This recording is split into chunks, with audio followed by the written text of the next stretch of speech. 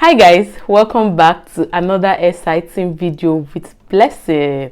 So today, as you can already see from the title, we are going to be discussing all about applying to schools in the UK, ways, process, different type of schools and requirements. So if this is something you might be interested in, hit that like button and let's get right into it.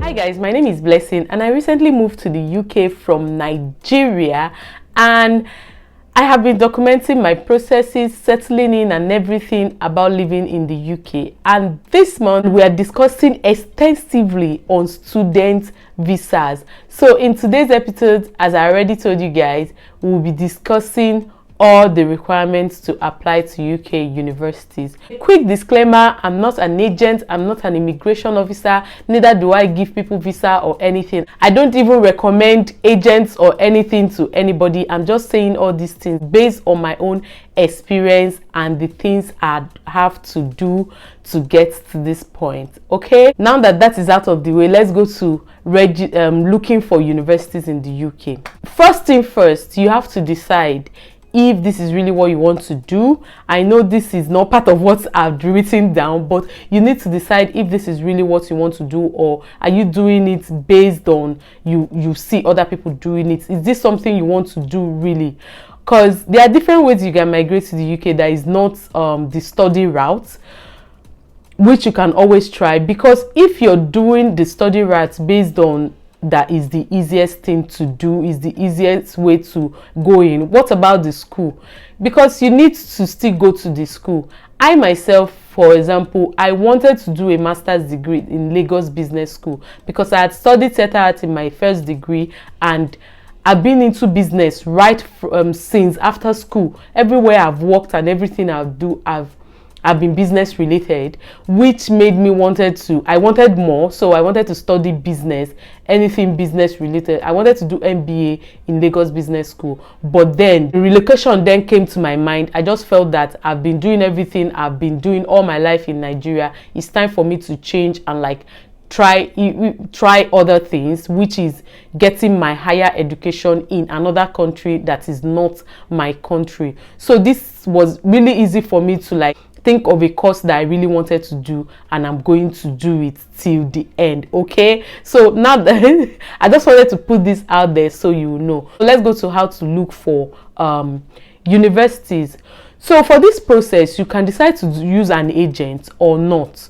This thing is something you can do by yourself if you want to, if you have the time. But if you don't have the time, of course there are so many agencies that are into assisting people with their study, just from looking for university to studying to the visa process. Okay, they help you, they assist you. I'm not talking about those people that will tell you to give them money for them to do everything for you. The real agents will not ask you money to help you and write your personal statements or everything. We'll get into all the requirements very soon, but I'm just telling you that the real agents will not tell you that they will write all these things for you. They will in fact just go to your house and relax. You will still provide all the required documents they require of you, just the normal way. The only thing is that you are not the one uploading it or searching for the school. They just assist you with it, and they don't even charge too much.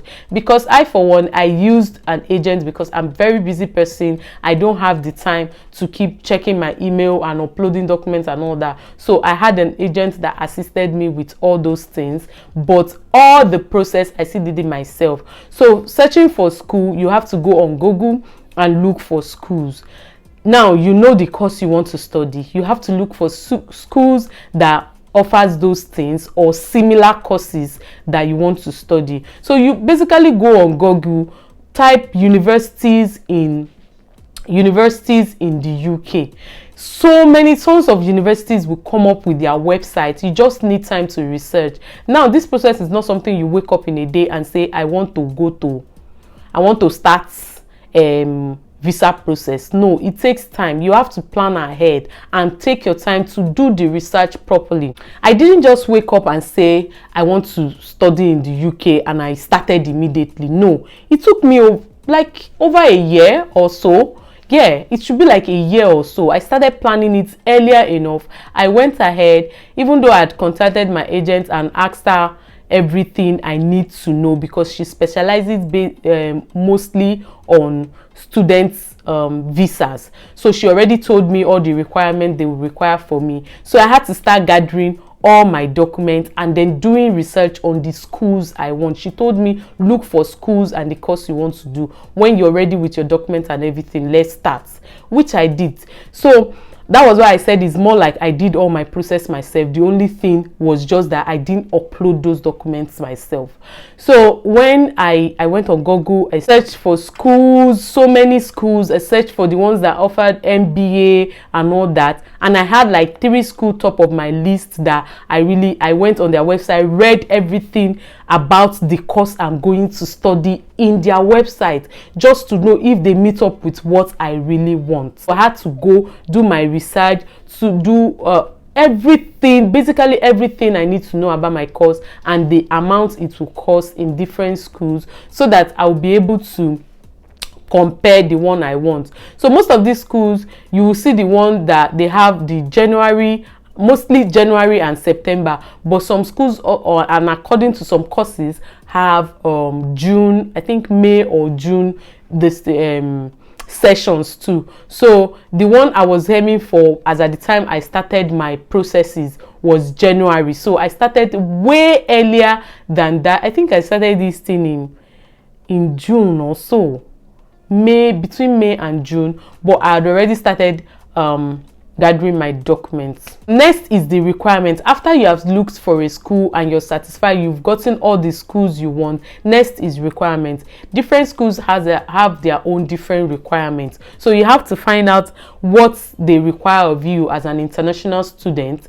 Now I'm speaking this for mostly international students because I came from Nigeria. So if you're coming in from the UK, I'm not talking about people that are living in the UK already. If you're coming from outside of the UK to study as an international student, then they have requirements.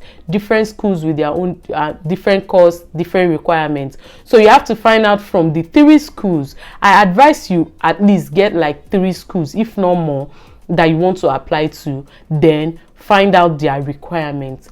For my school, for the schools that I chose the University of Salford, Coventry University, and University of Huddersfield. Yeah, Huddersfield. Then I found out all their requirements, which was basically the same thing. All of them were just asking the same thing of the, and the course that I found in most of those schools, they were different from each other. Right now I'm doing digital business in University of Salford, but I think Huddersfield only had international business, digital marketing, something like that, and then University of Coventry had MBA. So for the requirement, they asked me of my degree certificate, my transcript, 3 academic reference letters, personal statements, copy of my passports, my international passport data page, WAEC certificates, and work reference.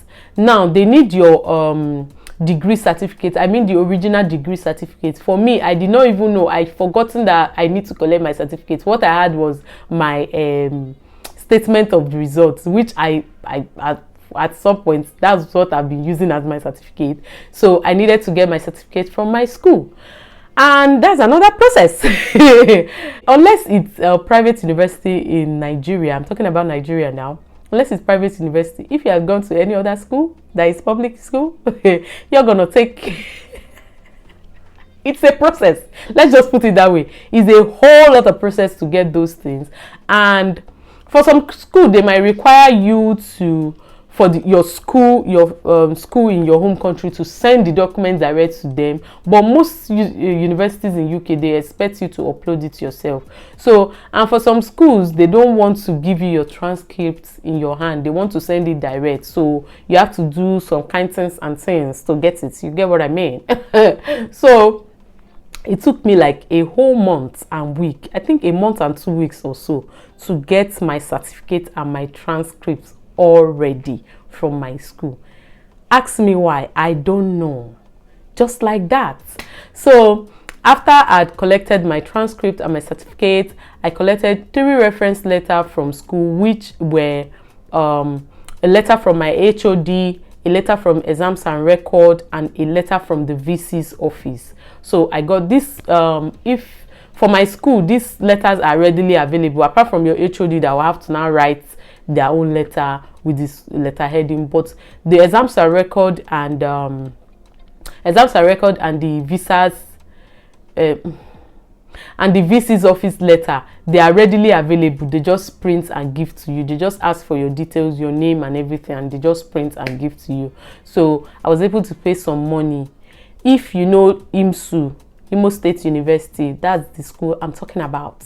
Okay, so I was able to get all my documents ready. And your WAEC certificates, because we speak English in Nigeria, in my home country. We're taught in English and everything. Even one of the reference letter I got from my school was English proficiency letter, kind of, to tell the school that they've taught us in English and everything. And then your WAEC certificate or your NECO certificate. For my school, for some school they don't accept NECO certificate. For my school they accept NECO certificates, because I think I use my NECO instead of WAEC.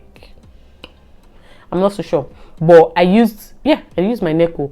So as far as you get credits in your English, then you are good to go. For some school, for some people, I don't know, for some university, if they require you to write IELTS, but most UK university will just need your WAEC certificate. And then I remember one school did not accept NECO. One of the schools I searched does not take NECO, they only take WAEC. So you have to be observant and be sure of the particular certificates they need from the school you are applying to. Then work reference. For the work reference, you have been doing something from the time you graduated from the university and till date, till when you plan to apply for school. So they need proof of what you have been doing from there. You have to provide work reference letter from your office, from anywhere you've been working. They just have so many requirements. If you are working for yourself, I think they have requirements for that too. And then I also use NYSC certificate as one of my work reference, because I worked for 1 year for the government of Nigeria. Okay. So I used it as one of my work reference too, just basically covering the gap between your study and when you want to do your masters. You get what I mean? Okay. Next is your personal statement. Okay, personal statements, guys. Personal statement is very, very important. This is where you sell yourself, because I mean, they say UK universities don't reject people and all that, but you cannot send a trashy personal statement to a school and they will still accept you. I don't think so. So you have to know the format. Look for the format of how you can, if you go on Google, everything is online. Just check format of how to write a personal statement to a UK university. You will see it, and then you write your personal statement. Why? Personal statement basically includes why you want to what in your personal statement as a whole. You have to show them what you have been doing since you left school, why you studied what you studied before, especially if what you're going to study now is totally different from what you studied in your first degree. You have to cover that gap. You have to show them why you're switching from this to this, and if what you have been doing since after school have been related to what you're about to go study. You have to cover the gap. Tell them. There's a whole lot, like personal statement. Writing a personal statement is a whole video on it. So, because you have to tell your story, tell things straight to the point, hit the point, bang, bang, bang, bang, bang. But make sure it's well composed and nice and everything. And at the end of the personal statement, you have to show them, you have to tell them your vision, what you intend to do with your life in years to come, how the degree you're about to acquire is going to help you in life, if you get what I mean. So I think that's that for all the requirements. Next is applying to different schools. Like I said earlier, you have to make sure you look for different schools you want to apply to. At least 3 is okay. So you just apply to those schools. I think I ended up applying for 2. because by the time I started earlier, right? I started earlier when I applied to University of Salford, which was my first choice.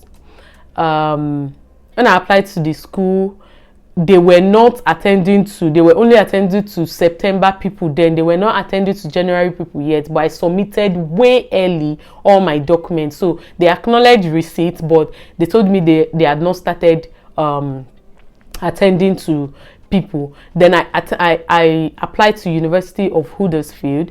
Then now this is where your personal statement, even though all the requirements are the same, you cannot submit the same personal statement to all these schools. You have to submit a different personal statement to this school. You get what I mean? So you go to your personal statement, that same personal statement, you just have to refurbish it, you know, put in things. If you're applying for, like I applied for digital business in University of Salford, and the University of Huddersfield, I applied for international digital marketing. So that one now I have to like switch up some things on my personal statement to fit the course that I'm applying for in that school, if that makes sense. I hope it does. So then for University of Coventry, before I will gather and then do University of Coventry, Salford had already replied me with a conditional offer, which I accepted and paid, and then they gave me an unconditional offer. So you have to apply to different schools, at least 2 or 3. Then once you have applied, finish applying, you wait. Then you wait for them to respond to you. Most likely all the schools will respond to you, because after University of Salford respond, University of Huddersfield also responded, giving me an offer in their school too, but I had to choose University of Salford. You get? Also, I forgot to mention, when I was about paying, they asked me to pay certain amounts from my school fees. When they asked me to pay that money, I just went to the bank using Form A. They have Form A in the bank that you can use. You just go there, use the Form A. I don't know if they still do that now. I'm hearing something about CBM, something that you have to go directly to apply to it, or CBM. I don't have details. Don't even quote me on that. But I used the Form A. I went to the bank, tell them I want to pay school fees, and then they gave me the Form A. And after filling and everything, they sent it out. So they deducted the money from my from my account, which is a very good one, because if you had to go to black market to buy dollar or pounds and then pay, is a lot. Bank rate is the best, like 10 out of 10. Bank rate is the best for paying school fees or anything. Once your school have confirmed that you have met up with the condition they've given you, the next thing is they will go ahead with giving you your CAS. CAS simply means confirmation of acceptance of study. Before that, they will do some process and activities. I think I've mentioned that in my previous video, but I'll speak extensively on that too.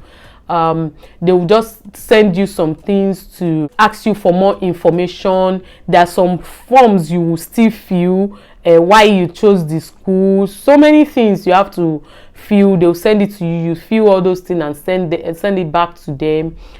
Those things mostly covers the interview. I heard they do some people face-to-face interview. I was not given a face-to-face interview. I only filled all those forms they sent to me, asking me reason why I picked the school, what I intend to do after my school. So plenty questions which you will just answer, and then they will send you, they'll ask you to send your TB test. Now, it is important, while waiting for your CAS, you might decide to go and do your TB test. You only do it in IOM offices in 2 places in Nigeria. I don't know about other countries. I'm only talking about my country. I'm talking about my country now. I think IOM is in other countries too. You just have to find out where it is in your country. But in Nigeria, is only in Lagos, I think Victoria Island, and in Abuja. Just these 2 places. And I went to Abuja to do my own. You have to book everything online and pay, and tell them you have to choose a date. So why I said it's good for you to do this thing on time. I think TB test lasts for 6 months. Yeah, I think so. I think it lasts for 6 months. So it's better you do it on time, because I never knew that my school was going to ask me for that TB test. I thought I only needed it for visa. things change all the time. Some people, they didn't ask them, their school did not ask them to send it to them. They only used it when they were applying for their visa. So it's good that you do it on time. By the time they asked me, thank God I already booked an appointment for TB test before my CAS interview form came. And when I was filling the form, at the end of the form, and I saw upload your TB test and bank statements, I was shocked. So I had to post it there, and thank God I already had an appointment to go to Abuja for my TB test. So I just left it like that till I got the TB certificate. TB test, once your TB test simply means, I should keep saying TB test, tuberculosis test, it means TB test. Yeah, so once you book an appointment, you go there, take your TB test. See, that one is another process on its own. That is why I say do it on time, because the crowd in that place, they are just two in Lagos and Abuja.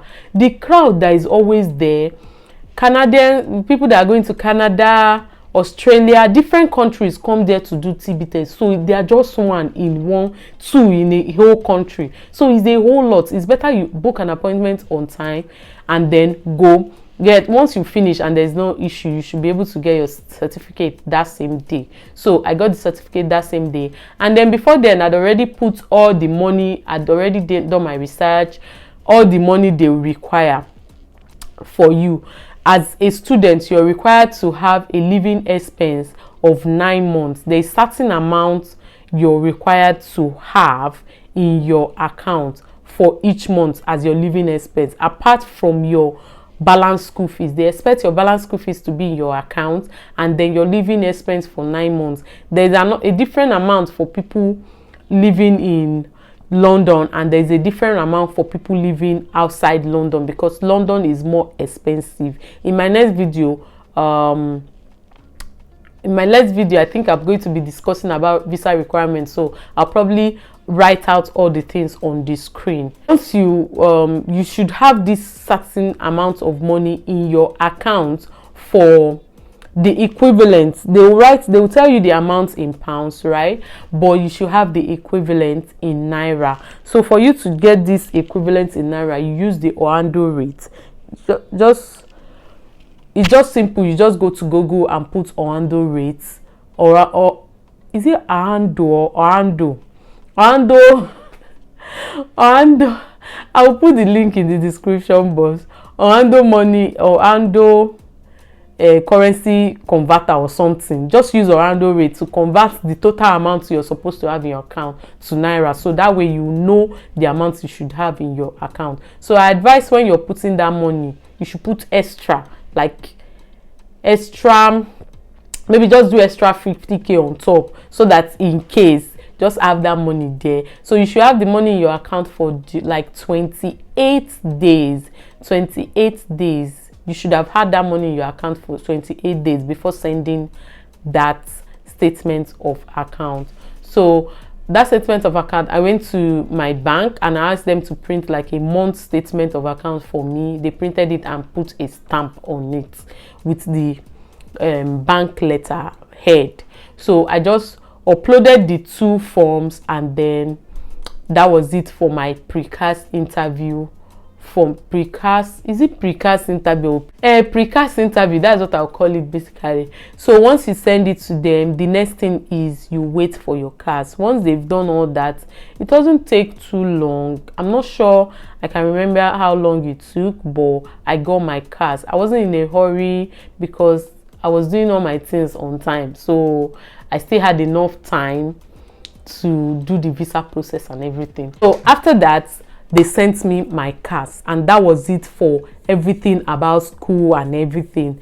The next process is now visa application process, which I'm also going to be discussing in another video extensively. Like, I'll break it down, the visa process, how I went and everything. Like I said earlier in this video, you can use an agent or you can do this by yourself. It's something you can do by yourself. A lot of people do it, but if you don't have time, you can get a good agent that will just, it's not the one that will rip you off, the one that will just assist you with the whole process and everything.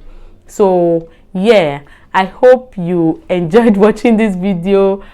Please leave me a comment in the comment section down below if you have a question and I didn't mention it in the video. Leave it in the comment section down below. And yeah, my next video we're going to be discussing about visa application, the whole process, student visa application, with or without your dependents and all that. So yeah, that brings us to the end of this video. Until next time, please don't forget to like, share with your friends. Somebody might find this really useful. Share with your friends and subscribe if you haven't.